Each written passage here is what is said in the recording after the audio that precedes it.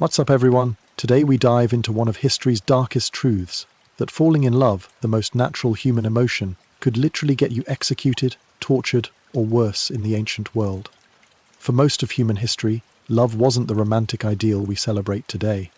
It was a dangerous force that could topple empires, spark wars, and end lives in the most brutal ways imaginable. We're about to explore how forbidden passions led to public executions, mass suicides, and political conspiracies that changed the course of civilization forever. Before you settle in, if you could hit that like button and subscribe, but only if you're genuinely into this kind of content, alright? And drop a comment letting me know where you're watching from and what time it is there. I'm always curious about who's on this journey with me. It's amazing to see people from all over the world here. Now, dim those lights, maybe turn on a fan for that ambient white noise, and let's take this trip through time together. A journey that will reveal how the simple act of loving the wrong person could sentence you to death in ways that would make modern horror movies look like Disney films. You're standing in the ancient city of Babylon in 580 BCE, watching as a young woman is dragged through the dusty streets by temple guards. Her crime?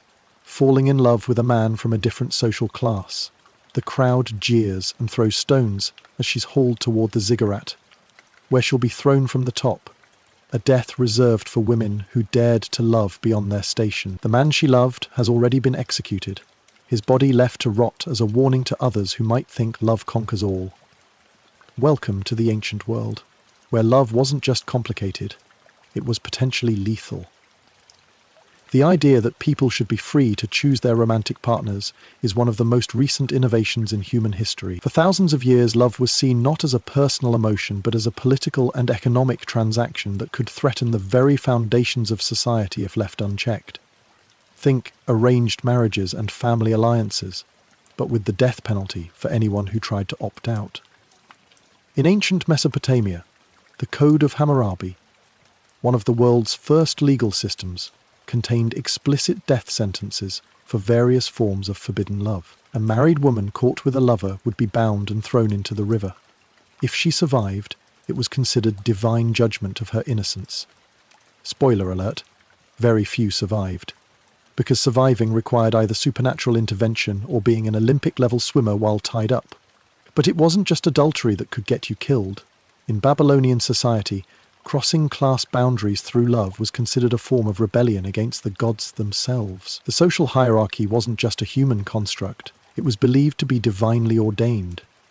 When a slave fell in love with a free person, or when someone from a lower caste dared to love above their station, they weren't just breaking social rules, they were committing blasphemy. The punishment for such cosmic crimes was swift and brutal. Archaeological records describe public executions where forbidden lovers were buried alive together, crushed under stones, or burned at the stake while their families were forced to watch. The message was clear: love within your class, or face the consequences. But perhaps the most chilling aspect of Mesopotamian love laws was how they were enforced. Neighbors were encouraged to spy on each other and report suspicious romantic behavior. Children were trained to inform on their own parents if they suspected extramarital affairs. Love became a public matter, subject to community surveillance and judgment. Fun fact that will make you appreciate modern privacy: in ancient Babylon there were professional love watchers, people whose job it was to monitor the romantic activities of citizens and report violations to authorities. It was like having the NSA, but focused exclusively on your dating life. The Babylonians also believed that certain types of love could literally curse entire cities. If a high-ranking official fell in love with the wrong person, it was thought that the gods would punish the entire community with floods, plagues, or military defeat. This led to some of the most paranoid and oppressive romantic surveillance systems in human history. Young people were separated by gender from early childhood to prevent inappropriate attachments from forming. Marriages were arranged not just for economic reasons, but to ensure that no dangerous emotional bonds developed that could threaten social stability. Even married couples were monitored to ensure their relationship remained appropriately distant and formal. The result was a society where genuine emotional intimacy was rare and dangerous. People learned to hide their feelings, suppress their desires, and live in constant fear that their emotions might betray them to authorities who saw love as a threat to public order. But Mesopotamia was just the beginning. As we travel through the ancient world, we'll discover that the death penalty for forbidden love was not the exception, it was the rule. From Egypt to China, from Greece to Rome, falling in love with the wrong person was one of the most dangerous things you could do. You're now standing in ancient Egypt during the reign of Ramesses II, watching as a young scribe is dragged before the pharaoh's court. His crime? Writing love letters to a woman above his social station. In his hand he clutches papyrus scrolls containing poetry so beautiful it would make modern romantic comedies weep. But beauty won't save him. The penalty for his literary passion is death by crocodile. He'll be thrown into the Nile to be devoured alive, while the court watches and takes notes for future reference. Ancient Egypt had perhaps the most complex and contradictory relationship with love of any civilization. On one hand, Egyptian art and literature celebrated romantic passion with an intensity that wouldn't be matched until the Renaissance. Their love poetry was sophisticated, sensual, and emotionally profound. They had goddesses of love, festivals celebrating romantic desire, and cultural traditions that seemed to honor the power of human emotion. But beneath this romantic veneer lay a system of control that was ruthlessly efficient at suppressing dangerous forms of love. Egyptian society was built on the concept of ma'at, cosmic order and balance. Every person had their designated role in this divine hierarchy, and disrupting that role through inappropriate love was considered a threat to the stability of the universe itself. The pharaoh wasn't just a political leader. He was a living god whose divine nature had to be protected from contamination by common human emotions. This meant that any romantic relationship involving the royal family was a matter of national security. Royal women were essentially prisoners in golden cages, their romantic lives controlled by political considerations that could span decades. They were married off to cement alliances, traded like valuable commodities, and forbidden from experiencing genuine emotional connection with anyone outside their approved circle. Think diplomatic hostages, but with better jewelry and higher stakes. The punishments for violating these romantic regulations were designed to be both brutal and public. When a palace servant was caught in a romantic relationship with a minor royal, the execution was carried out in front of the entire court. The servant was slowly dismembered while still alive, his body parts thrown to sacred animals. The royal family member involved was typically exiled to a remote location, where they would spend the rest of their life in isolation, forbidden from human contact, as a reminder of the consequences of forbidden love. But it wasn't just the royal family that lived under these restrictions. Egyptian records show that romantic relationships were heavily regulated at every level of society. Workers were forbidden from relationships that might interfere with their labor obligations. Priests and priestesses took vows of celibacy that were enforced through surveillance systems that would make modern authoritarian regimes jealous. Even married couples were subject to restrictions on how they could express their love. Public displays of affection were forbidden, romantic letters had to be approved by authorities, and any sign of excessive emotional attachment was seen as a threat to social order. The most heartbreaking cases involved young people who fell in love across religious boundaries. Egypt was a cosmopolitan society with many different ethnic and religious groups, but romantic relationships between these communities were often forbidden. Star-crossed lovers from different religious backgrounds faced a terrible choice: abandon their love or face execution. Archaeological evidence suggests that many chose death over separation. These tragic endings were so common that they became part of Egyptian folklore, creating some of the world's first tragic love stories. But perhaps the most disturbing aspect of Egyptian love laws was how they affected children. Young people were often betrothed from birth, their entire romantic futures determined by political and economic calculations made by adults who had never met them. Attempting to escape these predetermined marriages was considered a form of theft, stealing something that belonged to the family and community rather than the individual. Children who showed signs of emotional attachment to inappropriate partners were subjected to harsh corrective measures. They might be sent away from their families, forced into religious service, or even sold into slavery in distant lands where their dangerous emotions couldn't threaten social stability. The psychological damage caused by these systems was immense. Egyptian medical texts describe numerous ailments that modern psychologists would recognize as symptoms of severe emotional repression: depression, anxiety, obsessive behaviors, and various forms of what we would now call PTSD. Yet despite all these restrictions and punishments, Love found a way to survive in ancient Egypt, hidden in tomb paintings, encoded in religious texts, and preserved in private letters that somehow escaped official censorship.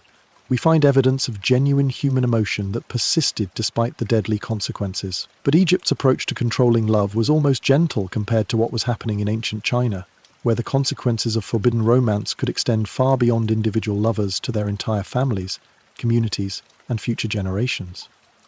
You're standing in the Forbidden City during the Han Dynasty, watching as an entire family is led to execution. Their crime? Their daughter fell in love with a man the emperor had designated for another woman. In Chinese law, this wasn't just adultery or inappropriate romance, it was treason against the cosmic order itself. The punishment isn't just death for the lovers, but execution for their parents, siblings, and even distant relatives who might carry the contamination of their rebellious love. Ancient China developed perhaps the most sophisticated and terrifying system for controlling love in human history. The Chinese concept of filial piety meant that individual desires were completely subordinated to family and state interests. Love wasn't just personal, it was political, cosmic, and potentially catastrophic if it disrupted the delicate balance that held society together. The Chinese understood something that other ancient civilizations had only intuited, that controlling love was the key to controlling everything else. If you could dictate who people loved, how they loved, and when they loved, you could control their entire lives with minimal effort. Think social credit system, but for your heart instead of your behavior. The imperial Chinese system was built on the principle that the emperor was the son of heaven, connected to cosmic forces that maintained universal harmony. Any disruption to this harmony, including inappropriate romantic relationships, could literally cause the heavens to withdraw their blessing from the dynasty, leading to natural disasters, military defeats, and eventual collapse. This meant that romantic relationships throughout Chinese society were subject to imperial oversight. Marriages had to be approved by government officials. Romantic correspondence was monitored by state censors. Even private expressions of affection between married couples were regulated to ensure they didn't become excessive or inappropriate. The penalties for romantic violations were designed to terrify not just the violators, but anyone who might be tempted to follow their example. The Chinese developed execution methods specifically for romantic crimes that were so brutal they became legendary throughout Asia. One common punishment was lover's death, an execution method where forbidden couples were tied together and slowly lowered into boiling oil while still alive. The process could take hours, during which the victims would experience unimaginable agony, while being forced to watch their beloved suffer the same fate. The ceremony was conducted in public squares with mandatory attendance for the local population, but death was often considered too merciful for serious romantic crimes. The Chinese developed elaborate torture systems designed to destroy the psychological bond between forbidden lovers before executing them. Couples might be forced to watch their partner being tortured, while being told they could stop the suffering by renouncing their love. Most chose to endure the torture rather than betray their emotional commitment. The most feared punishment was generational extinction, the execution of not just the lovers, but their entire family lines. Parents, siblings, children, grandparents, aunts, uncles, and even distant cousins would be systematically killed to ensure that the genetic and cultural contamination of rebellious love couldn't spread to future generations. This created a culture of fear that extended far beyond romantic relationships. Families policed each other ruthlessly. Knowing that one member's romantic indiscretion could doom them all, parents arranged marriages for children who were barely out of infancy, hoping to prevent dangerous emotional attachments from forming. Children grew up learning to suppress their emotions, to view love as a luxury they couldn't afford, and to see romantic desire as a form of selfishness that threatened their family's survival. The psychological damage was generational, creating patterns of emotional suppression that persisted for centuries. Fun fact that explains a lot about traditional Chinese culture. The reason arranged marriages remained common in China until the modern era wasn't just about economic convenience. It was about cultural trauma from centuries of deadly punishment for romantic independence. But perhaps the most insidious aspect of the Chinese system was how it turned love itself into a weapon of state control. By making romantic relationships so dangerous, the government created a population that was afraid to form deep emotional bonds with anyone. People became isolated, suspicious, and dependent on state institutions for social connection. The result was a society where genuine intimacy was rare and precious, where people learned to hide their deepest feelings, even from their closest family members, and where the simple act of falling in love required courage that bordered on heroism. Yet even in this oppressive environment, love persisted. Chinese literature is filled with tragic stories of star-crossed lovers who chose death rather than separation, whose sacrifices became symbols of resistance against systems that treated human emotion as a threat to be eliminated. These stories weren't just entertainment. They were coded messages of rebellion, ways of preserving the memory of human dignity in the face of systems designed to crush individual will. They reminded people that love was worth dying for, even when the cost was everything they held dear. But as we'll discover, the Chinese approach to controlling love was actually progressive compared to what was happening in ancient Greece, where the death penalty for forbidden romance was just the beginning of punishments that extended into the afterlife itself. You're standing in ancient Sparta, watching as a young woman is buried alive for the crime of loving a helot, one of the enslaved people who formed the foundation of Spartan society. But this isn't just an execution, it's a religious ceremony. The Spartans believe that her forbidden love has contaminated her soul so thoroughly that normal death isn't sufficient punishment. She must be buried alive, so that her spirit will be trapped underground forever, unable to pollute the spiritual realm with her rebellious emotions. Ancient Greece, the supposed birthplace of democracy and philosophical wisdom, had some of the most brutal and creative punishments for forbidden love in the ancient world. The Greeks understood love as a cosmic force that could either strengthen or destroy civilization, depending on how it was channeled and controlled. Greek society was built on the concept of different types of love: eros, passionate love; philia, friendship; storge, familial love; and agape, divine love. Each type had its proper place and expression, and mixing them inappropriately or directing them toward forbidden objects could result in punishments that made death seem merciful. In Sparta, the military society that dominated much of ancient Greece, love was seen as both essential and dangerous. Spartan warriors were encouraged to form intense emotional bonds with their comrades, relationships that would make them fight harder and die more willingly in battle. But these same emotions, directed toward inappropriate targets, were seen as threats to military discipline and social order. Think Top Gun bromance, but with the death penalty for loving the wrong person. The Spartan system for controlling love was remarkably sophisticated. Young people were removed from their families at age 7 and raised in communal institutions, where their emotional development could be carefully monitored and shaped. Boys were encouraged to form romantic relationships with older male mentors, but these relationships were strictly regulated and had to serve military purposes. Girls were trained to suppress individual emotional desires in favor of collective loyalty to the state. They were taught that their highest purpose was to produce strong warriors for Sparta, and that any romantic feeling that didn't serve this goal was a betrayal of their sacred duty. The punishment for romantic violations in Sparta was designed to be both physically and spiritually devastating. Forbidden lovers weren't just executed, they were subjected to elaborate torture rituals that were believed to purify their souls through suffering. These ceremonies could last for days, during which the victims would be kept alive through sophisticated medical techniques, while experiencing levels of agony that were thought to burn away their spiritual contamination.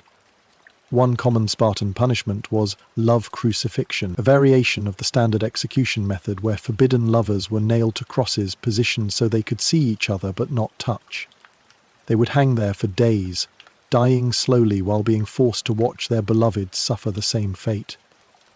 The ceremony was attended by the entire community, who were required to observe the punishment as a lesson about the consequences of inappropriate love. But Sparta's approach was considered moderate compared to Athens, where the intellectual and cultural centre of Greece developed philosophical justifications for love-based persecution that influenced Western thought for centuries. Athenian philosophers like Plato argued that certain types of love were inherently corrupting and dangerous to the soul. In his ideal republic, romantic relationships would be completely controlled by the state, with breeding partners selected for genetic and social optimization rather than emotional compatibility. This wasn't just theoretical philosophy. It was implemented as actual policy in various Greek city-states. Young people were subjected to psychological evaluation to determine their capacity for appropriate love, and those who showed signs of dangerous romantic inclinations were either exiled or subjected to corrective procedures that modern medicine would recognize as forms of psychological torture. The Athenians developed elaborate classification systems for different types of forbidden love, each with its own specific punishment. Love between social classes was punished by slavery. Love between citizens and foreigners was punished by exile. Love that interfered with military or civic duties was punished by death. But perhaps the most disturbing aspect of Athenian love control was how it affected intellectual and artistic development. Many of history's greatest Greek philosophers, playwrights and artists were forced to encode their understanding of love in abstract forms that wouldn't trigger official persecution. The tragic plays that we still study today, stories like those of Antigone, Medea and Phaedra, weren't just entertainment. They were coded critiques of systems that destroyed human emotion in the name of social order. The audiences who watched these plays understood that they were witnessing not just fictional stories, but disguised accounts of real people who had suffered and died for the crime of loving. Archaeological evidence suggests that many famous Greek cultural achievements were actually products of underground resistance movements that preserved and transmitted knowledge about human emotion despite official persecution. The philosophical discussions about love that we associate with Greek wisdom were often held in secret by people who risked their lives to explore questions about human nature that their society had declared too dangerous for public consideration. The psychological impact of these systems on Greek society was profound and lasting. Greek medical texts described numerous ailments that modern psychologists would recognize as symptoms of severe emotional repression and trauma. Depression, anxiety, and various forms of mental illness were common throughout Greek society, but they were often interpreted as signs of spiritual weakness rather than psychological damage. Yet, despite all the persecution and control, Greek culture produced some of the most profound expressions of human love in history. Hidden in philosophical treatises, encoded in mathematical formulas, and preserved in artistic works that seemed to serve state purposes while actually celebrating the human spirit, Greek thinkers found ways to honor the emotional connections that their society tried to destroy. These hidden messages of resistance weren't just academic exercises. They were lifelines for people living under systems that treated love as a crime. They reminded Greeks that their emotional nature was valuable and worthy of preservation, even when expressing it could cost them everything.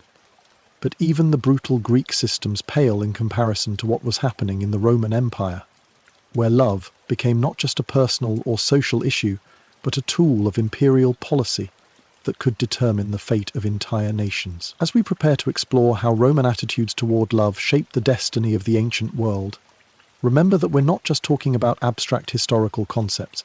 We're discussing real people who lived, loved, and died under systems that treated human emotion as a threat to be eliminated.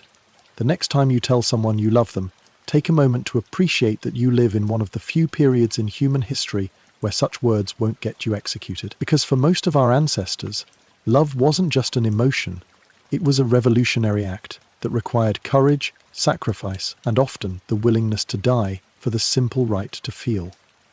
The ancient world taught us that love is indeed powerful enough to threaten empires, topple governments, and change the course of history. The question is, was that power worth the price our ancestors paid to preserve it for us? We're about to find out as we explore how the Roman approach to forbidden love created some of the most tragic and heroic stories in human history, and how these ancient attitudes toward romance continue to influence our world today in ways most people never realize. You're standing in the Colosseum in 64 CE. But the entertainment today isn't gladiators fighting wild beasts. Instead, you're watching as a young Roman senator's wife is thrown to the lions for the crime of falling in love with a slave. The crowd roars its approval as the massive cats tear her apart. But this isn't just bloodthirsty entertainment. It's a carefully orchestrated political message. Emperor Nero is demonstrating that love, when it threatens the social order, will be punished with the full spectacular brutality that Rome can muster. Welcome to the Roman Empire, where love wasn't just dangerous, it was a weapon of mass political destruction that could topple dynasties, spark civil wars, and reshape the known world. The Romans took everything the Greeks had learned about controlling love and militarized it. Where other ancient civilizations saw forbidden romance as a social problem, Rome saw it as an opportunity for state-sponsored terror that could keep an empire of 50 million people in line through sheer psychological intimidation. Think Game of Thrones, but with better infrastructure and more creative execution methods. Roman law didn't just prohibit certain types of love, it turned the punishment of forbidden romance into public spectacle designed to traumatize entire populations into compliance. The amphitheatres that we remember for gladiatorial combat were actually used more frequently for executing people whose only crime was loving the wrong person. The Roman concept of dignitas, social honour and status. When a patrician fell in love with a plebeian, they weren't just crossing class lines, they were declaring war on the fundamental principles that held Roman society together.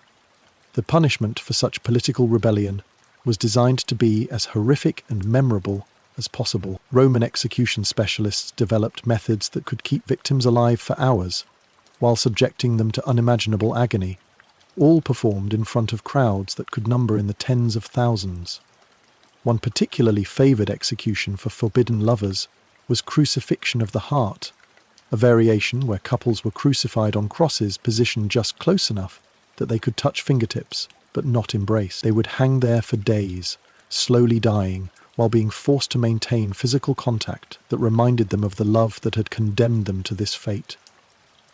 But the Romans understood that killing individual lovers wasn't enough to control an empire. They needed to create a culture of fear, so pervasive that people would police their own emotions rather than risk the consequences of forbidden love. The solution was a system of romantic surveillance that would make modern authoritarian regimes envious.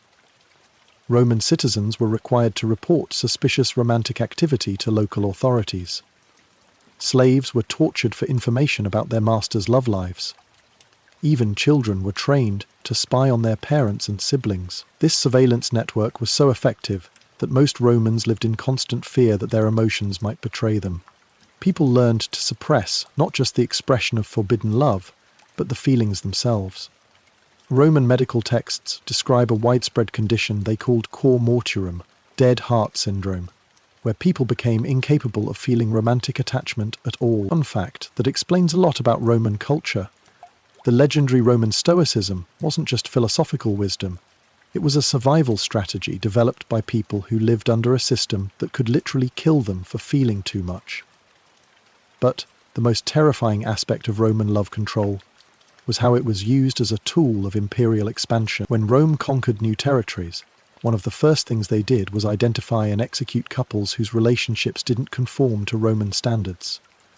This wasn't just about imposing their values, it was about destroying the social bonds that held conquered communities together.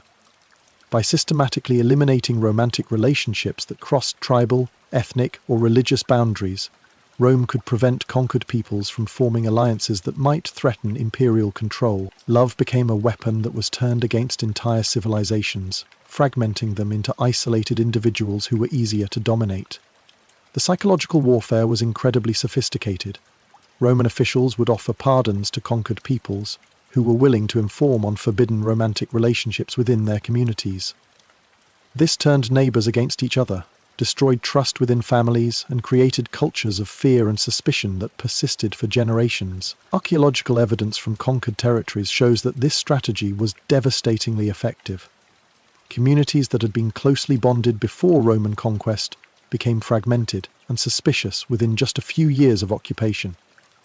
The social fabric that had held these societies together for centuries was systematically destroyed through romantic terror. You're now watching as Marcus Antony and Cleopatra's love story unfolds, not the romanticized version from Hollywood, but the brutal political reality that led to the deaths of thousands of people and the end of Egyptian independence forever. The relationship between Antony and Cleopatra wasn't just a personal romance. It was a geopolitical catastrophe that demonstrated how forbidden love could literally reshape the ancient world. When the Roman general fell in love with the Egyptian queen, he wasn't just betraying his wife and political allies. He was threatening the entire structure of Roman imperial power. The Roman Senate understood immediately that this wasn't just adultery, it was treason on a scale that could destroy the empire. Antony's love for Cleopatra represented everything that Roman culture feared: the corruption of Roman virtue by foreign influence, the subordination of imperial interests to personal desire, and the potential for love to create political alliances that could challenge Roman supremacy. The response was swift and merciless. The Senate declared Antony an enemy of the state, not for military rebellion, but for the crime of inappropriate love. They launched what was essentially a war against love itself, mobilizing the full resources of the empire to crush a romantic relationship that threatened their political control. The propaganda campaign against Antony and Cleopatra was one of the most sophisticated psychological warfare operations in ancient history. Roman poets, historians, and artists were commissioned to create works that portrayed their love as a form of madness that had corrupted Antony's Roman nature and turned him into a puppet of foreign seduction. Think modern media manipulation, but with epic poetry instead of social media, and slavery as the penalty for refusing to participate. This wasn't just character assassination, it was an attempt to rewrite the very concept of love to serve imperial interests. Roman culture began portraying passionate romantic attachment as inherently un-Roman, a foreign corruption that threatened the disciplined virtue that had made the empire great. The Battle of Actium in 31 BCE wasn't just a military conflict, it was a war between different concepts of love and power. On one side stood Augustus, representing the Roman ideal of love, subordinated to state interests. On the other stood Antony and Cleopatra, representing the dangerous idea that love could transcend political boundaries and create new forms of power. When Antony and Cleopatra were defeated, their deaths were choreographed as public lessons about the consequences of forbidden love. Both committed suicide rather than face capture, but their deaths were turned into propaganda spectacles that were reenacted throughout the empire as warnings about the dangers of romantic rebellion. The aftermath of their defeat reshaped Roman culture in ways that influenced Western civilization for centuries. Augustus used their love story as justification for creating new laws that gave the state unprecedented control over citizens' romantic lives. The Julian laws made adultery a crime punishable by exile or death, and gave the government authority to regulate marriage, divorce, and sexual behavior in ways that had never been attempted before. But the real impact was psychological. The destruction of Antony and Cleopatra's love became a foundational myth of imperial Roman culture, a story that taught citizens that personal desires must always be subordinated to state interests, and that romantic love was a luxury that ordinary people couldn't afford. This cultural transformation had profound effects on how Romans understood themselves and their relationship. Marriage became increasingly formal and political, with romantic love seen as inappropriate or even dangerous within marital relationships.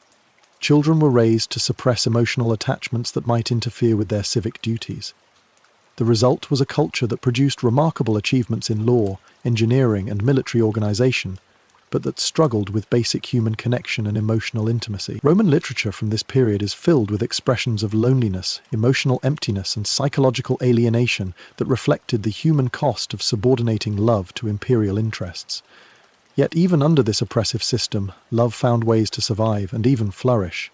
Hidden in private correspondence, encoded in artistic works, and preserved in secret religious practices, Romans found ways to honor and express the emotional connections that their society tried to destroy. But the Roman approach to controlling love was almost gentle compared to what was happening simultaneously in the Celtic and Germanic tribes that surrounded the empire, where forbidden romance could trigger conflicts that would consume entire communities in cycles of violence that lasted for generations. You're standing in a foggy British forest in 60 CE, watching as the Celtic queen Boudica prepares to burn an entire Roman settlement to the ground. The catalyst for this rebellion that would kill over 70,000 people? The rape of her daughters by Roman soldiers, but also, less famously, the execution of a young Celtic woman who had fallen in love with a Roman centurion and tried to convert to Roman customs. Celtic society had perhaps the most complex and contradictory relationship with forbidden love of any ancient culture. On one hand, Celtic women enjoyed more romantic freedom than almost any other ancient civilization. They could choose their own husbands, divorce freely, and engage in relationships that would have been unthinkable in Greece or Rome.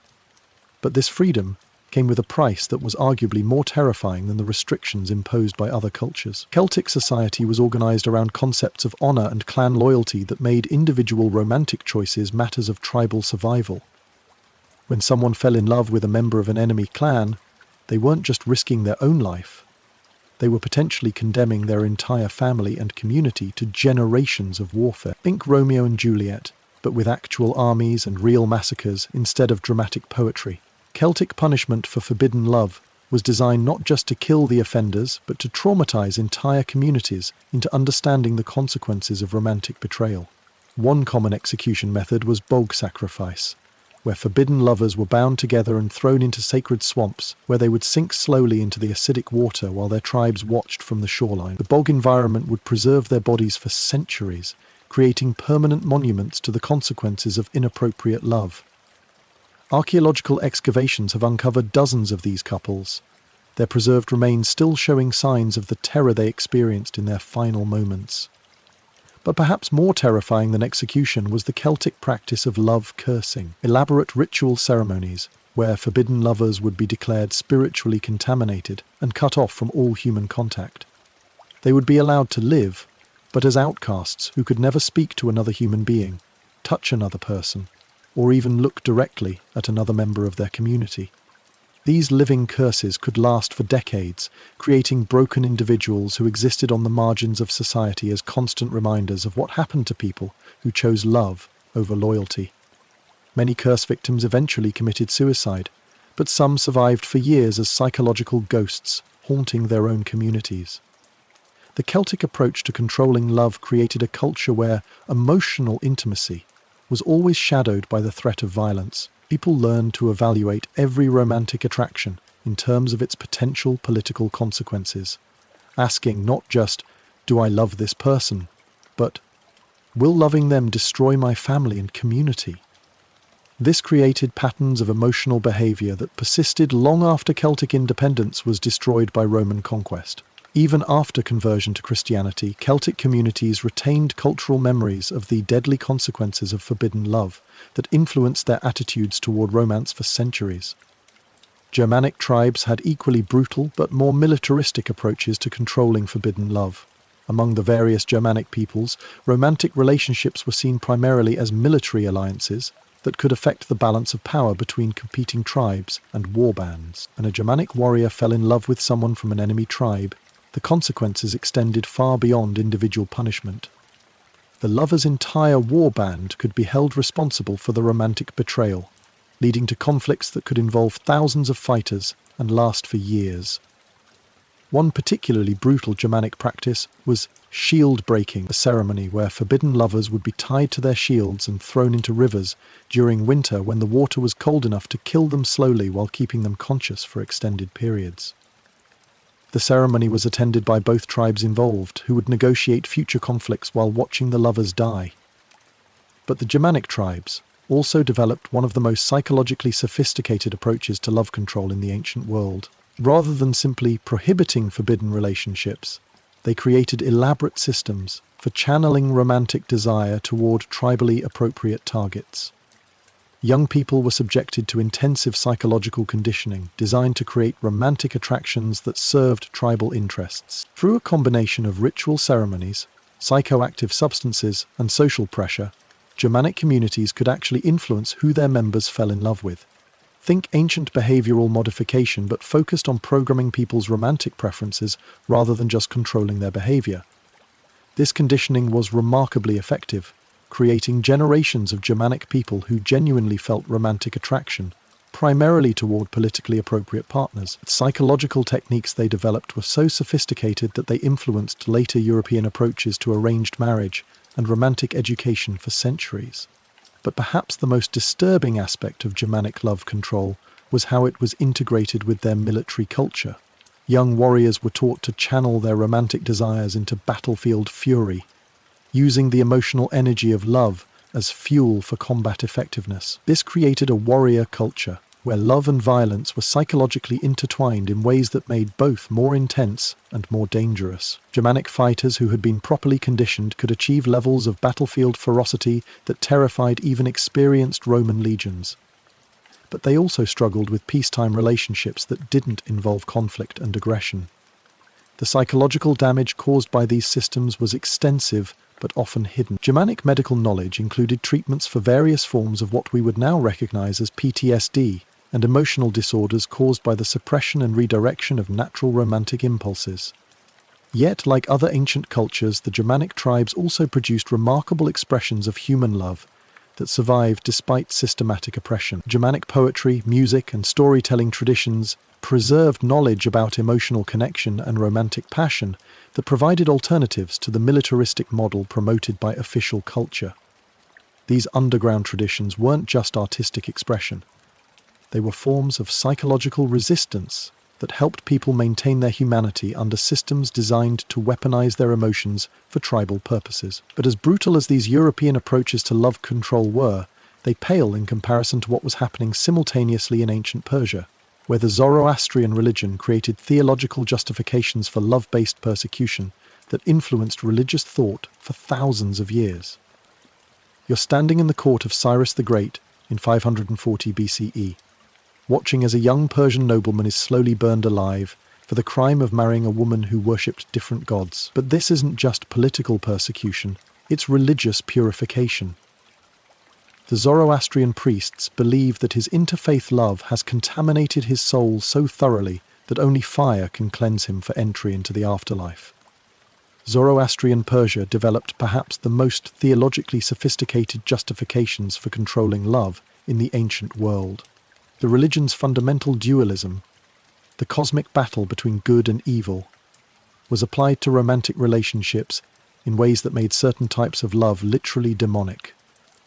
According to Zoroastrian theology, the god Ahura Mazda had created specific categories of people who were meant to love each other and others who were meant to remain separate. Crossing these divinely ordained boundaries wasn't just social transgression, it was cosmic rebellion that could tip the balance of the universe toward evil. This theological framework was used to justify punishments for forbidden love that were designed not just to kill the body, but to purify or damn the soul, depending on the severity of the romantic crime. Persian execution methods included elaborate purification rituals that could last for days, during which forbidden lovers would be subjected to combinations of fire, water, earth, and air that were believed to either cleanse their souls or prepare them for eternal damnation. The Persian approach influenced later Islamic, Jewish, and Christian attitudes toward love and marriage, in ways that shaped Western civilization for centuries. The idea that certain types of romantic relationships were not just socially inappropriate but spiritually dangerous became embedded in religious thought throughout the ancient world. But perhaps the most significant impact of Persian love control was how it influenced the development of romantic literature and philosophy. The tension between theological prohibition and human emotion created some of the most sophisticated explorations of love in ancient literature, as Persian poets and thinkers struggled to reconcile religious law with emotional reality. This literary tradition provided models for later cultures dealing with similar conflicts between official doctrine and human nature. The Persian approach to encoding forbidden knowledge about love in apparently religious poetry influenced similar traditions in medieval Europe, the Islamic world, and eventually modern Western literature. As we prepare to explore how these ancient approaches to controlling love influenced later civilizations, remember that we're not just discussing historical curiosities. We're examining the origins of attitudes toward romance and sexuality that continue to influence our world today. The next time you're free to choose your own romantic partner without fear of execution, exile, or family destruction, take a moment to appreciate that this freedom was bought with the suffering of countless people who died for the simple right to love. Because the greatest lesson of ancient love control isn't just about the past. It's about understanding how quickly and easily the freedom to love can be taken away, and how vigilant we must be to protect it for future generations. The ancient world taught us that love is indeed powerful enough to threaten empires and change the course of history. The question is, what are we willing to sacrifice to preserve that power for ourselves and our descendants? You're standing in a shadowy cathedral in medieval France in 1170, watching as a young noblewoman is dragged before a church tribunal. Her crime? Writing love letters to a man her family hadn't chosen for her. But this isn't just any trial. This is the birth of a new kind of persecution that would make the brutal executions of ancient Rome look almost merciful by comparison. The Church has discovered something the Romans never figured out, that controlling people's minds is far more effective than simply killing their bodies. Welcome to medieval Europe, where the Christian Church took everything the ancient world had learned about controlling love and perfected it into a psychological weapon. So effective that its influence still shapes how we think about romance today. The rise of Christianity didn't eliminate the deadly consequences of forbidden love. It transformed them into something far more insidious and long-lasting. Where ancient civilizations had used physical torture and execution to control romantic behavior, medieval Christianity developed techniques for psychological conditioning that could reshape human consciousness itself. Think ancient Rome's brutality, but with better marketing and a 1,000-year warranty. The early Christian Church faced a fundamental problem: how to maintain control over human sexuality without appearing as tyrannical as the pagan empires they had replaced. Their solution was brilliant in its simplicity. Instead of prohibiting love outright, they would redefine it entirely, creating new categories of acceptable and unacceptable emotion that served church interests while appearing to honor human dignity. The medieval concept of courtly love wasn't the romantic ideal it's often portrayed as in modern culture. It was actually a sophisticated system of psychological control that channeled dangerous romantic impulses into forms that supported rather than threatened existing power structures. Under the courtly love system, romantic passion was divided into two categories: noble love, that was spiritually elevating and socially appropriate, and base love, that was spiritually corrupting and socially dangerous. The difference wasn't determined by the intensity of emotion or the happiness of the participants. It was determined entirely by whether the relationship served the interests of church and aristocratic authority. Noble love was characterized by impossibility, distance, and suffering. A knight was encouraged to love a married noblewoman from afar, writing poetry about his devotion while never expecting physical consummation or social recognition. This type of love was considered spiritually beneficial because it created psychological states that made people more compliant, more willing to accept suffering, and more focused on otherworldly rather than earthly concerns. Base love, on the other hand, included any romantic relationship that might threaten existing social arrangements. Love between social classes, love that led to marriage without family approval, love that prioritized personal happiness over duty to Lord and Church, or love that was sexually fulfilled rather than eternally frustrated. The punishments for base love were designed to be more psychologically devastating than physical execution. Rather than simply killing forbidden lovers, medieval authorities developed techniques for destroying their capacity for emotional connection while keeping them alive as examples to others. One common punishment was spiritual death, a ceremony where forbidden lovers would be declared dead to the Christian community while remaining physically alive. They would be required to attend their own funeral masses, watch as their names were struck from church records, and live as social ghosts who could never speak to another Christian or participate in any community activity. This psychological torture could last for decades, creating broken individuals who existed on the margins of society as constant reminders of what happened to people who chose personal love over social duty. Fun fact that will change how you see medieval romance: the troubadour tradition that we think of as celebrating love was actually a form of psychological conditioning designed to train people to find pleasure in romantic frustration rather than fulfillment. But perhaps the most insidious aspect of medieval love control was how it affected women. The Christian Church developed theological justifications for romantic persecution that were specifically designed to make women complicit in their own oppression. Medieval Christianity taught that women were inherently more susceptible to dangerous forms of love than men, and that feminine romantic desires were particularly likely to lead to spiritual corruption. This created a culture where women were expected to police not just their own emotions, but the romantic behavior of other women in their communities. The result was a system where women became the primary enforcers of romantic restrictions that harmed them most directly. Mothers would arrange loveless marriages for their daughters, believing they were protecting them from spiritual damnation. Sisters would report each other's romantic transgressions to church authorities. Female religious communities became centers for psychological conditioning that taught women to view their own emotional nature as inherently sinful and dangerous. This internalized oppression was far more effective than external force at controlling women's romantic behavior. When people believe their own desires are evil, they'll suppress them more thoroughly than any external authority could manage. The church also developed elaborate systems for identifying and eliminating women who showed signs of dangerous romantic independence. The medieval witch trials weren't just about supernatural beliefs. They were systematic campaigns to destroy women who refused to accept church control over their emotional and sexual lives. Many of the women burned as witches were actually guilty of nothing more than falling in love with inappropriate partners, expressing sexual desires outside of marriage, or helping other women escape arranged marriages.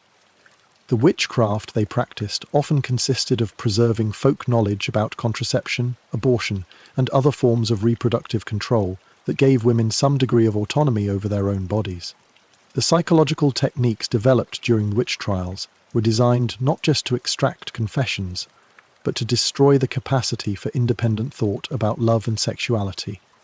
Women accused of witchcraft would be subjected to months of psychological torture designed to break down their sense of reality and rebuild it according to church specification. You're watching as a young woman in 14th century Germany is subjected to spiritual interrogation for the crime of refusing to marry the man her family has chosen.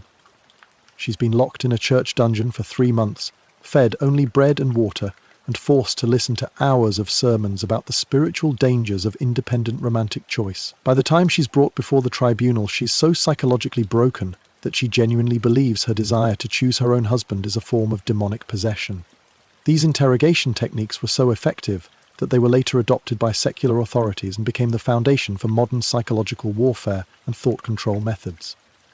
The medieval church essentially invented brainwashing as a tool for controlling human emotion and behavior, but the Christian approach to love control wasn't limited to Europe.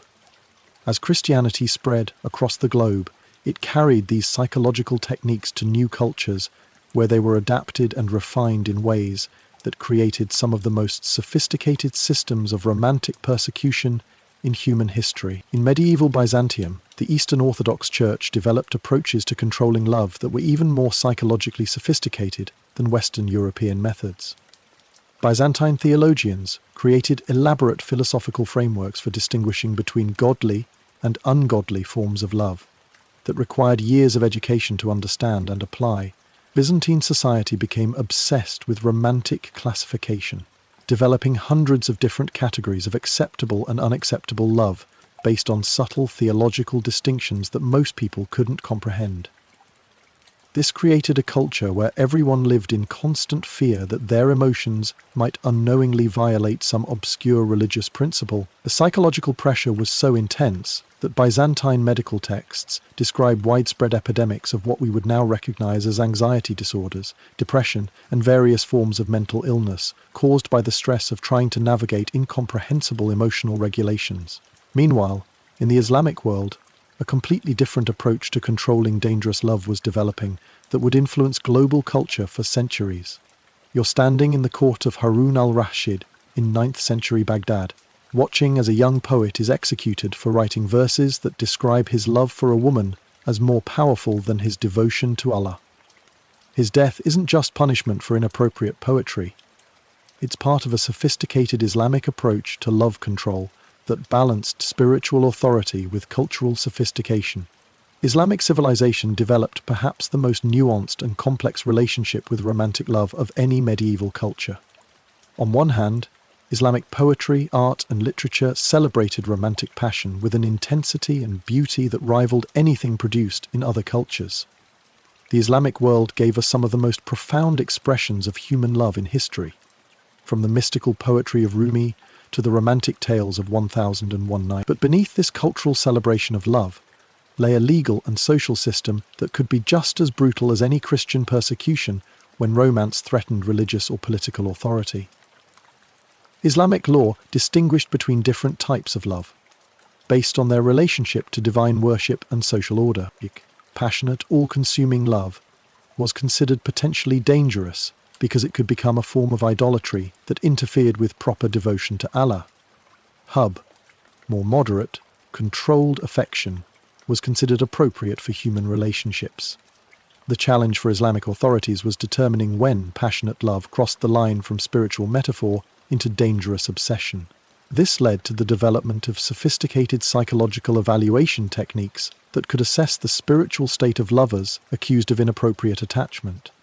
Islamic courts employed specialists in emotional assessment who could determine whether someone's romantic poetry, letters, or behavior indicated dangerous spiritual corruption. These evaluations involved complex psychological analysis that considered not just actions but thoughts, dreams, and subtle behavioral patterns that might indicate unhealthy emotional attachment. The punishments for spiritually dangerous love were designed to correct rather than simply destroy.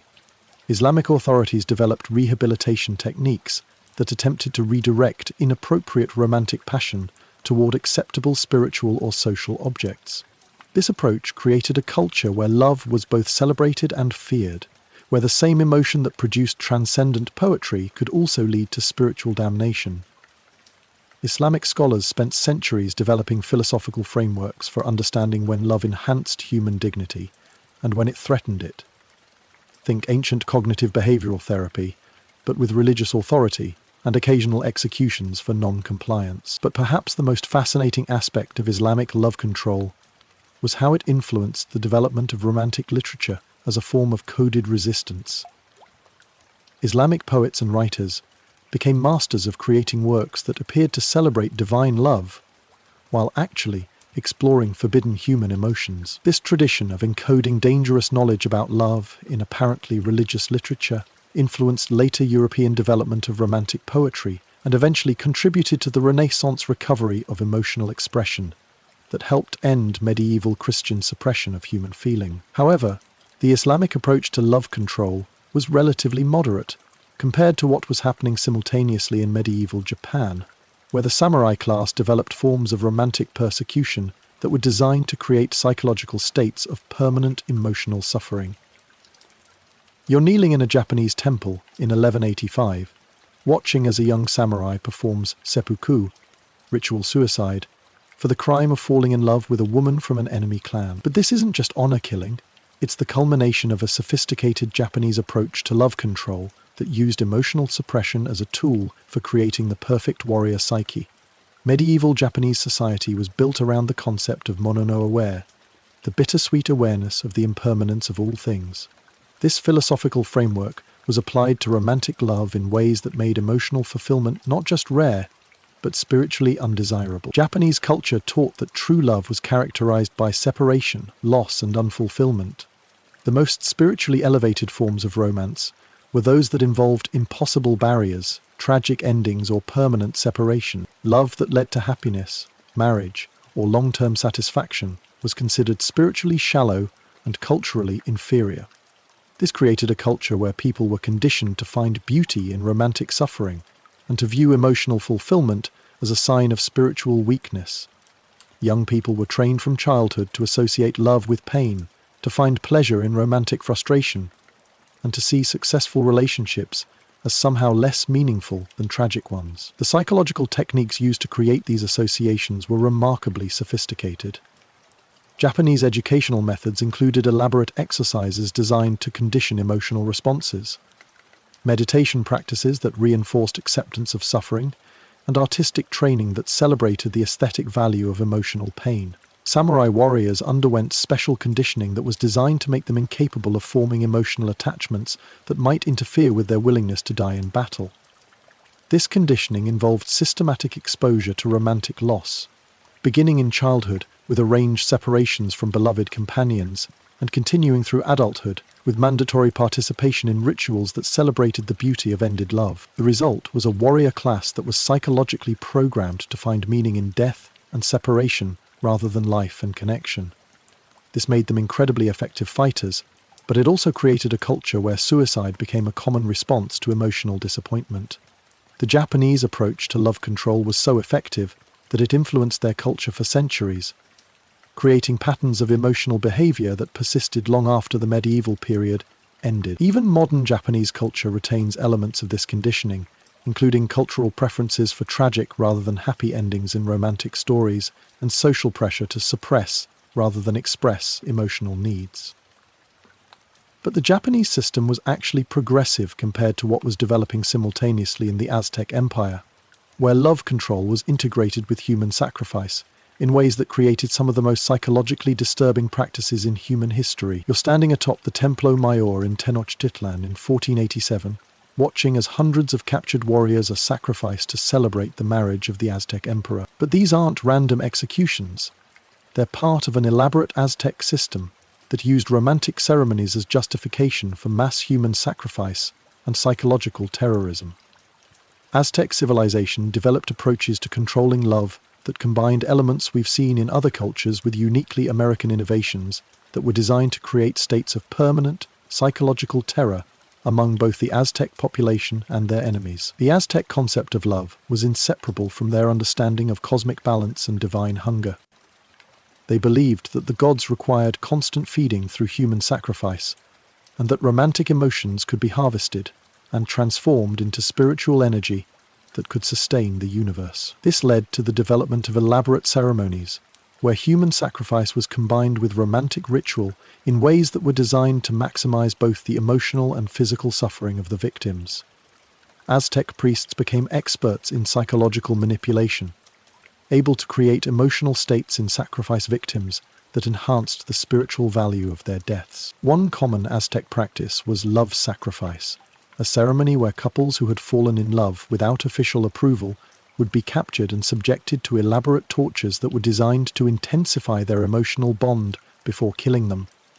The Aztecs believed that the stronger the love between sacrifice victims, the more spiritual energy their deaths would release. These ceremonies could last for days, during which the couples would be subjected to techniques designed to heighten their emotional attachment while gradually destroying their bodies. The psychological manipulation was so sophisticated that many victims experienced forms of religious ecstasy during their torture, believing that their suffering was spiritually meaningful. The Aztec approach to love control extended far beyond individual punishment to encompass entire communities. When the Aztecs conquered new territories, they would identify local couples whose relationships represented cultural values that conflicted with Aztec authority. These couples would be captured and subjected to public sacrifice ceremonies that were designed to terrorize the conquered population into abandoning their traditional approaches to love and marriage. This cultural warfare was incredibly effective at destroying the social bonds that held conquered communities together. By systematically eliminating people whose relationships represented alternative values, the Aztecs could reshape entire cultures within just a few generations. The psychological impact of these practices extended far beyond their immediate victims. Aztec society became characterized by emotional suppression, constant fear, and the internalization of violence as a normal part of romantic life. Children grew up learning to associate love with danger, to view emotional expression as potentially deadly, and to accept violence as an inevitable consequence of human attachment. Yet even under this system of terror, love found ways to survive and resist. Aztec poetry and art preserved expressions of human emotion that provided alternatives to the official culture of fear and violence. These hidden traditions weren't just artistic expression, they were forms of psychological resistance that helped people maintain their humanity under systems designed to destroy emotional connection. But perhaps the most significant long-term impact of Aztec love control was how it influenced later Spanish colonial approaches to controlling indigenous populations. When Spanish conquistadors encountered Aztec psychological techniques, they were both horrified and impressed by their effectiveness. Many of these techniques were adapted and incorporated into colonial administration methods that were used throughout the Spanish Empire for centuries. This created a cultural legacy that influenced approaches to love and sexuality throughout Latin America, combining Spanish Catholic sexual repression with indigenous psychological conditioning techniques in ways that created new forms of romantic persecution. But as brutal as these American practices were, they were actually less systematic than what was developing simultaneously in China, where the Song dynasty had perfected love control techniques that could reshape human psychology at the level of entire populations. You're walking through the streets of Kaifeng in 1100 CE, watching as foot-binding ceremonies are performed on thousands of young girls. This isn't just a beauty practice, it's part of a comprehensive Chinese approach to love control that used physical modification to create psychological states that made women incapable of independent romantic choice. Song dynasty China, developed perhaps the most comprehensive and long-lasting system for controlling love in human history. The Chinese understood that controlling romantic behavior required more than laws or punishments. It required reshaping human psychology at such a fundamental level that people would become incapable of conceiving alternatives to officially approved forms of love. The foot-binding practice was just one element of this comprehensive approach. By creating physical disabilities that made women dependent on male support for basic mobility, Chinese authorities ensured that women couldn't easily escape arranged marriages or pursue independent romantic relationships. But the psychological conditioning that accompanied foot binding was even more significant than the physical modification. Girls underwent years of training that taught them to associate love with submission, romance with suffering, and emotional independence with spiritual corruption. Chinese educational methods included elaborate exercises designed to condition specific emotional responses to romantic situations. Young people were subjected to scenarios that taught them to feel fear, shame, or revulsion when confronted with opportunities for independent romantic choice. The conditioning was so thorough that most Chinese people became genuinely incapable of conceiving romantic relationships outside of officially approved patterns. They didn't suppress forbidden desires, they literally couldn't experience them, because their psychological development had been shaped to make such desires impossible. This approach was incredibly effective at maintaining social control, but it also created a culture where genuine emotional intimacy became rare and precious. Chinese literature from this period is filled with expressions of loneliness and emotional emptiness that reflected the human cost of systematic psychological conditioning. Yet the Chinese also developed some of the most sophisticated techniques for preserving and transmitting emotional knowledge, despite official suppression. Chinese poetry, painting, and philosophy became vehicles for exploring human emotion in ways that appeared to conform to official doctrine, while actually preserving dangerous knowledge about the full range of human romantic possibility.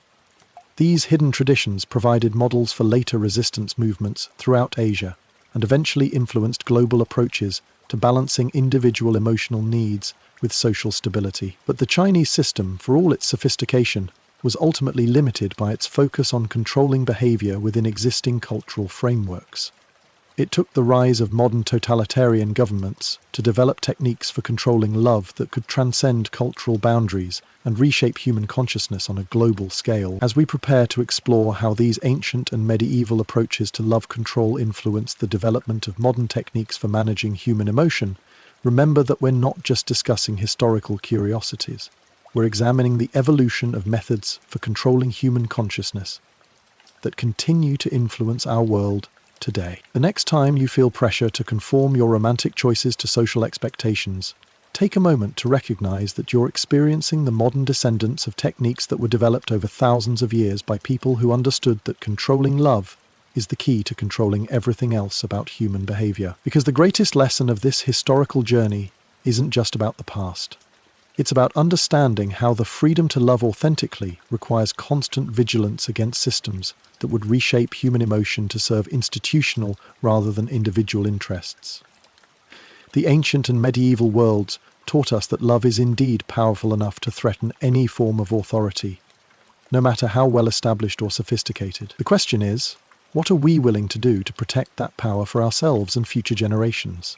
As we move toward exploring how these historical patterns of love control evolved into modern techniques for managing human emotion and behavior, we'll discover that the battle for romantic freedom isn't just a historical struggle.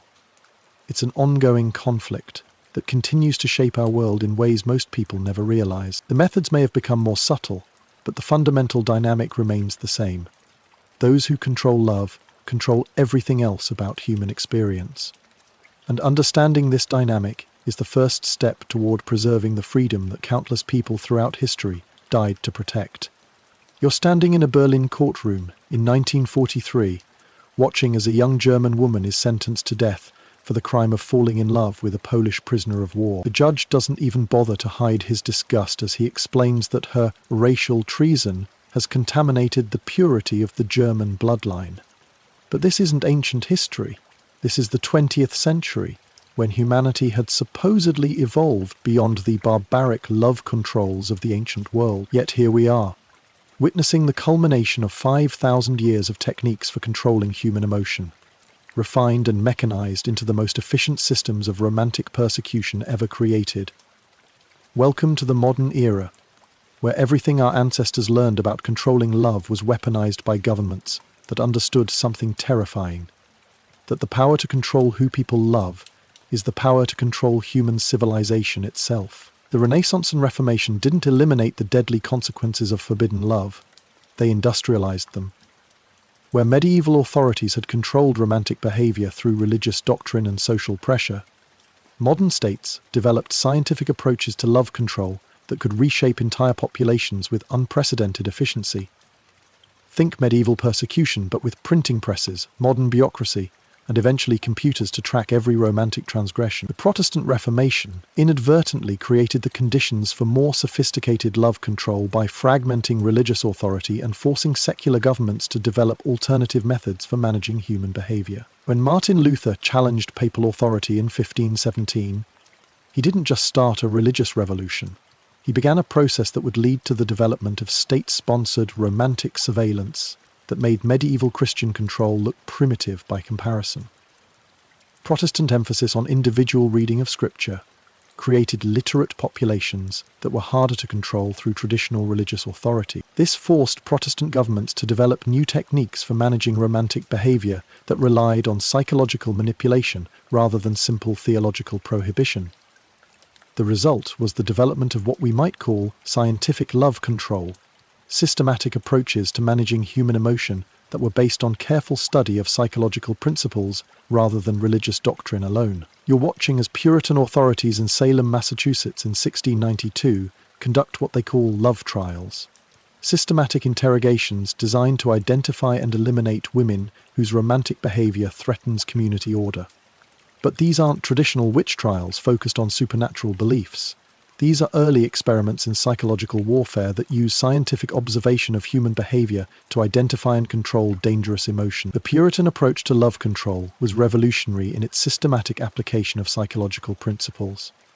Rather than simply prohibiting certain types of romantic behavior, Puritan authorities studied the psychological patterns that led to forbidden love and developed techniques for preventing these patterns from forming. Puritan communities conducted regular heart examinations, psychological evaluations designed to assess the spiritual and emotional state of community members.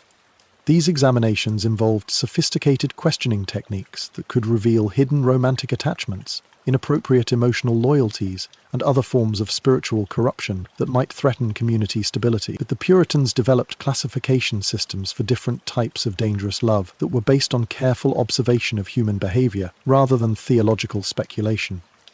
They identified specific behavioral patterns, emotional expressions, and social interactions that indicated spiritual corruption, and they created intervention strategies designed to correct these problems before they became serious threats to community order. This scientific approach to love control was far more effective than traditional religious prohibition, because it could identify and address romantic problems before they became visible to the broader community. By the time someone was brought before a Puritan tribunal for inappropriate love, they had typically already been subjected to months or years of subtle psychological conditioning, designed to reshape their emotional responses. The techniques developed by Puritan communities influenced later American approaches to social control, in ways that shaped the development of modern psychological and educational institutions. The idea that government authorities should monitor and shape citizens' emotional development became embedded in American culture through Puritan influence and persisted long after the specific religious beliefs that originally justified it had been abandoned. But the Puritan approach was actually moderate compared to what was developing simultaneously in Europe, where the combination of religious warfare and emerging nation-state authority was creating new forms of romantic persecution that operated on an unprecedented scale. You're standing in a Parisian street in 1572, watching as Catholic authorities systematically execute Protestant families during the St. Bartholomew's Day massacre. But this isn't just religious persecution, it's romantic warfare. Many of the victims are being killed not for their theological beliefs, but for their interfaith marriages and romantic relationships that threaten the religious uniformity that Catholic authorities believe is necessary for political stability. The European wars of religion weren't just about competing theological doctrines. They were conflicts over who would control the romantic and sexual behavior of entire populations. Both Catholic and Protestant authorities understood that controlling marriage and family formation was essential for maintaining political authority, and they developed increasingly sophisticated techniques for eliminating romantic relationships that crossed religious boundaries. The scale of this romantic persecution was unprecedented in human history. During the 16th and 17th centuries, hundreds of thousands of people were killed, exiled, or imprisoned throughout Europe for the crime of loving someone from the wrong religious community. Entire regions were depopulated as families fled to avoid persecution for their romantic choices. But perhaps more significantly, these conflicts led to the development of bureaucratic systems for monitoring and controlling romantic behavior that became models for later state-sponsored surveillance. European governments began keeping detailed records of marriages, births, and family relationships that could be used to identify potentially dangerous romantic connections. These record-keeping systems evolved into comprehensive databases that tracked not just official marriages, but informal romantic relationships, family connections, and social networks that might indicate political disloyalty. By the 18th century, major European governments possessed information about the romantic lives of their citizens that would have amazed ancient emperors. With its scope and detail, the psychological techniques developed during this period were equally sophisticated. European authorities learned to use romantic persecution as a tool for controlling entire populations through fear and social pressure.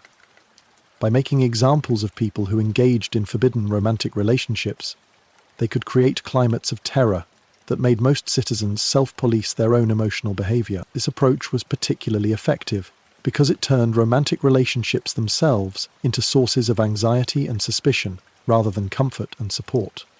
People learned to view their own emotions as potentially dangerous, to see romantic attraction as a form of political liability, and to suppress emotional expressions that might indicate disloyalty to religious or political authority. The psychological damage caused by these systems was immense and long-lasting. European medical texts from this period described widespread epidemics of what we would now recognize as anxiety disorders, depression, and various forms of emotional dysfunction caused by the stress of living under constant romantic surveillance. Yet European authorities also discovered something that ancient civilizations had only suspected, that controlling love could be used not just to prevent political opposition, but to actively generate support for government authority. By creating systems where romantic fulfillment required government approval, they could make citizens psychologically dependent on state institutions for their most basic emotional needs. This insight would prove crucial for the development of modern totalitarian systems that learnt to use romantic control as a tool for creating populations that were not just obedient, but actively grateful for their oppression. The Enlightenment promised to liberate human emotion from religious and political control, but instead it provided the intellectual tools for creating more sophisticated forms of romantic persecution than had ever existed before. You're sitting in a revolutionary tribunal in Paris in 1794, watching as Maximilien Robespierre explains why romantic love must be subordinated to revolutionary virtue. The woman before the tribunal is being executed not for opposing the revolution, but for maintaining emotional loyalty to her aristocratic husband despite his political crimes. Robespierre argues that her love represents a form of psychological corruption that threatens the purity of revolutionary consciousness. The French Revolution created the first modern attempt to systematically reshape human emotional behavior through political ideology. Revolutionary authorities understood that creating a new form of society required more than changing laws and institutions. It required reprogramming human consciousness to eliminate emotional attachments that supported the old order.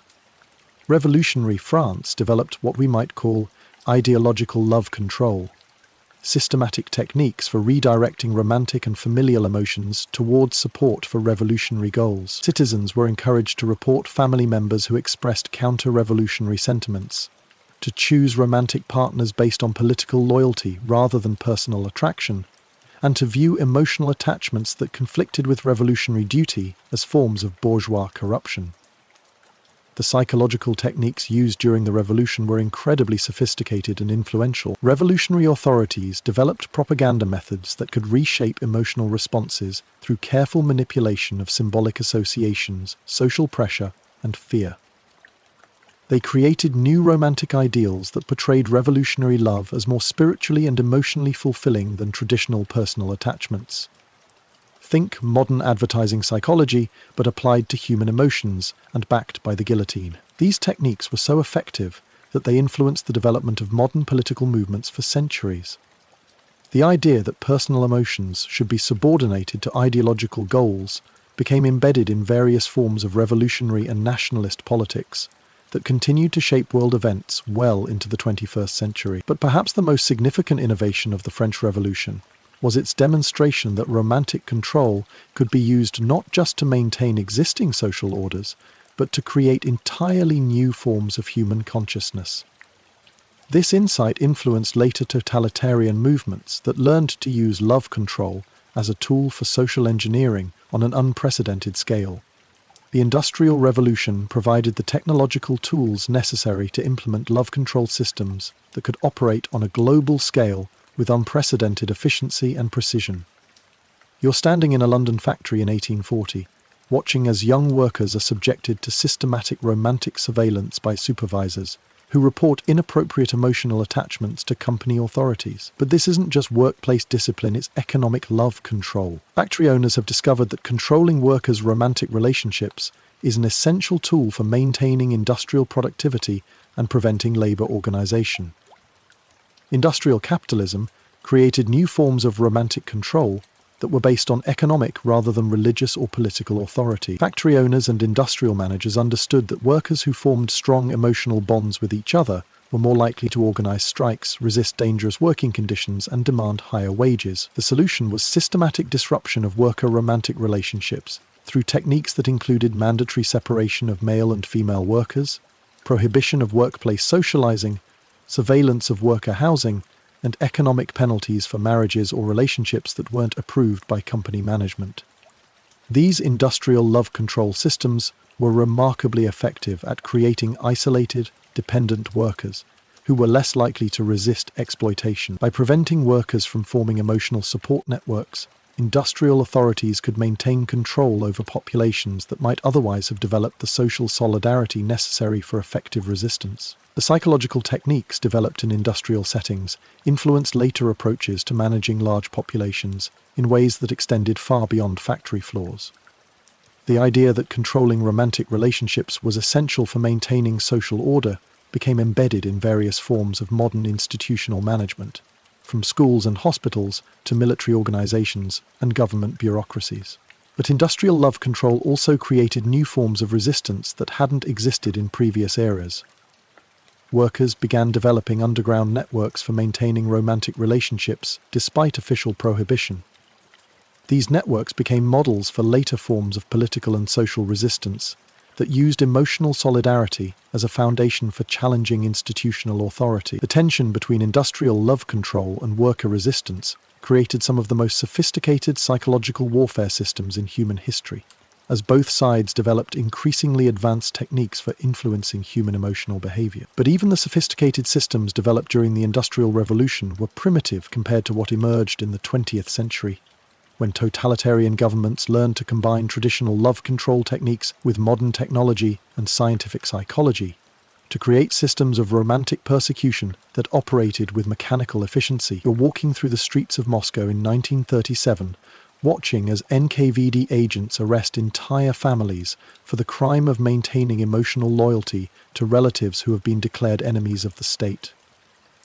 Children are being trained to report their parents' private conversations about love and loss. Spouses are being rewarded for denouncing their partner's expressions of grief for executed family members. This isn't just political persecution.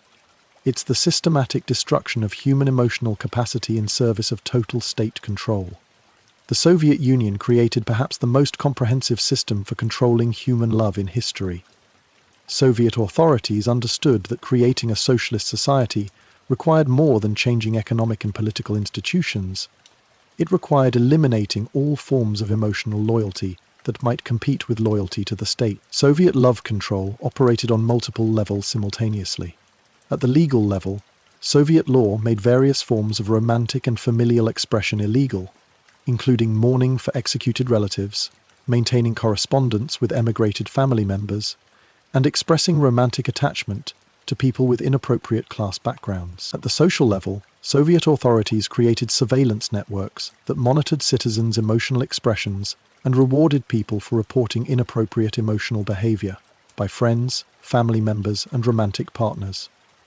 This created a culture where genuine emotional intimacy became extremely dangerous, as any expression of authentic feeling might be reported and used as evidence of political disloyalty. At the psychological level, Soviet educational and propaganda systems worked to reshape human emotional development from childhood, teaching people to associate authentic emotional expression with selfishness, political disloyalty, and spiritual corruption. Soviet citizens learned to suppress not just the expression of forbidden emotions, but the emotions themselves. The techniques developed by Soviet authorities influenced approaches to love control throughout the communist world and provided models for other totalitarian systems that sought to achieve total control over human consciousness. But perhaps the most disturbing aspect of Soviet love control was how effective it was at creating populations that were genuinely incapable of authentic emotional expression. By the 1950s, Soviet psychological studies were documenting widespread emotional dysfunction among Soviet citizens, including inability to form intimate relationships, chronic depression, and various forms of what we would now recognize as complex PTSD. Yet Soviet authorities viewed these psychological problems not as failures of their system, but as evidence of its success. They had created a population that was emotionally dependent on state institutions for psychological support, meaning that any threat to state authority would also threaten citizens' basic emotional stability. This approach influenced the development of love control systems throughout the 20th century, including Nazi racial law, Chinese communist family reorganization, and various other totalitarian experiments that used romantic control as a tool for reshaping human consciousness.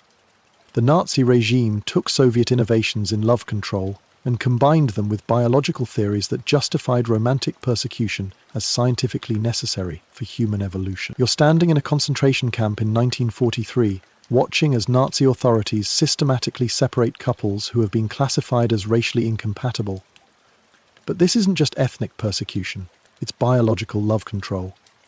Nazi authorities believe they're conducting scientific experiments in human breeding that will create a superior form of human consciousness by eliminating romantic relationships that produce psychologically inferior offspring. Nazi love control was unique in its combination of racial ideology with systematic psychological conditioning. Nazi authorities developed elaborate classification systems for determining which romantic relationships were biologically beneficial and which were harmful to human evolution. These classification systems were based on pseudo-scientific theories about the relationship between racial characteristics and psychological capacity, but they were implemented with bureaucratic efficiency that made them incredibly effective at controlling romantic behavior throughout Nazi-occupied territory. Nazi authorities also developed sophisticated propaganda techniques that could reshape emotional responses to racial difference, creating psychological associations that made people genuinely feel revulsion toward romantic relationships that crossed racial boundaries. The psychological conditioning techniques developed by Nazi authorities were so effective that they influenced romantic attitudes throughout Europe for decades after the Nazi regime was defeated. Many of the emotional associations created by Nazi propaganda persisted long after the political system that created them had been destroyed. But Nazi love control also generated some of the most powerful forms of romantic resistance in human history. People who maintained loving relationships across racial boundaries under Nazi occupation demonstrated levels of courage and commitment that provided inspiration for later human rights movements. The defeat of Nazi Germany didn't eliminate the techniques they had developed for controlling human love. It simply made these techniques available to other governments that learned to apply them in less obviously objectionable ways. The Cold War created new forms of love control that operated through psychological warfare techniques designed to influence romantic behavior across national boundaries.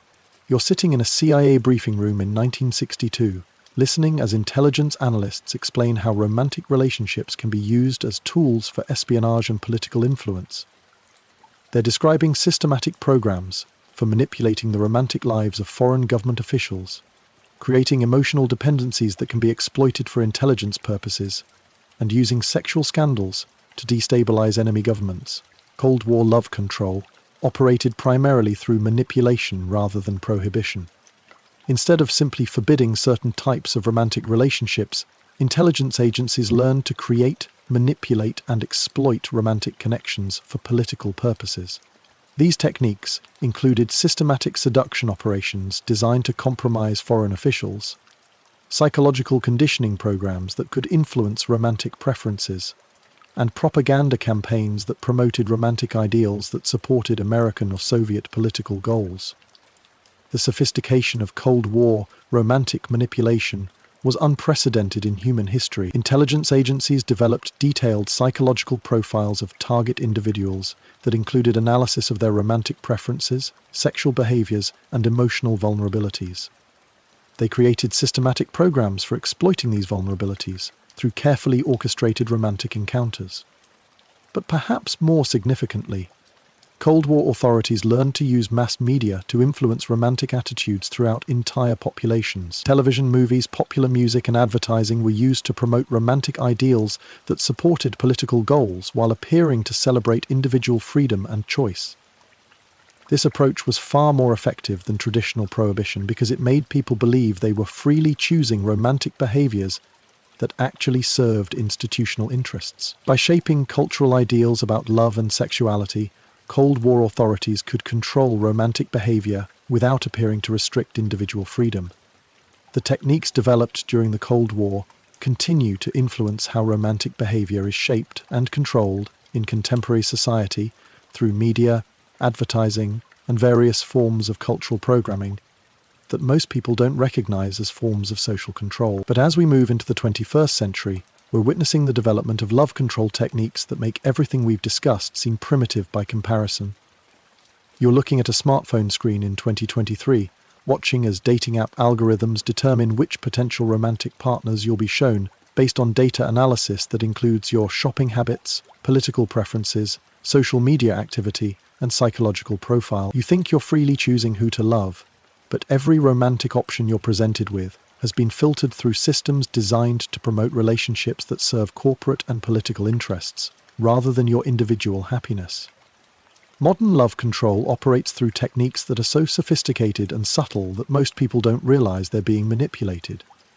Dating apps use artificial intelligence to influence romantic choices.